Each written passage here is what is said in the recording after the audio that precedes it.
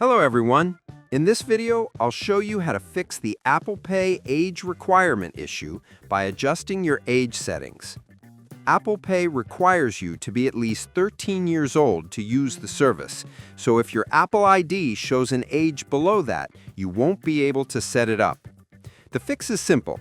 First, open your device settings and tap on your Apple ID at the top.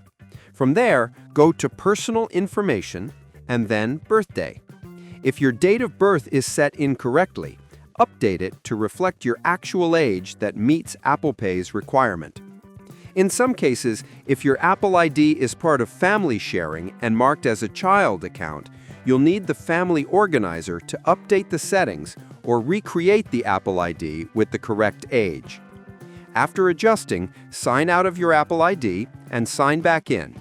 Then try adding Apple Pay again. And that's it. By correcting your age in Apple ID settings, you should be able to meet Apple Pay's requirement and start using it without issues. Subscribe the channel for more videos.